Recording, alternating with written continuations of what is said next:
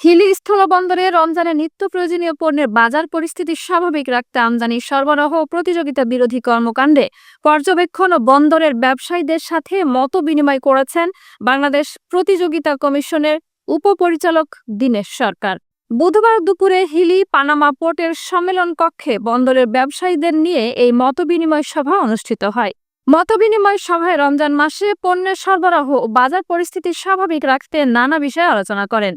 মতবিনিময় সভায় হাকিমপুর উপজেলা নির্বাহী কর্মকর্তা অমিত রায়ের সভাপতিত্বে উপস্থিত ছিলেন হাকিমপুর থানার অফিসার ইনচার্জ ওসি সুজন মিয়া, হিলি স্থলবন্দরে আমদানি রপ্তানিকারক গ্রুপের সভাপতি সাখাওয়াত হোসেন শিল্পী, সাধারণ সম্পাদক নাজমুল হোসেন, বাংলা হিলি C&F এজেন্ট অ্যাসোসিয়েশনের সভাপতি ফেরদৌস রহমান, সাধারণ সম্পাদক শাহিনুল ইসলাম মণ্ডল, হাকিমপুর প্রেস ক্লাবের সভাপতি জাহিদুল ইসলাম জাহির, ব্যবসায়ী হযরত আলী, ব্যবসায়ী ওয়াহিদুর রহমান রিপন সহ আরো অনেকে। বাংলাদেশ প্রতিযোগিতা কমিশনের পক্ষ থেকে ধন্যবাদ জানাচ্ছি।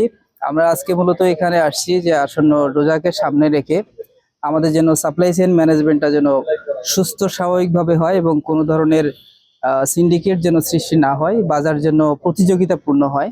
মূলত এই উদ্দেশ্যকে সামনে রেখে সরকার কাজ করে যাচ্ছে।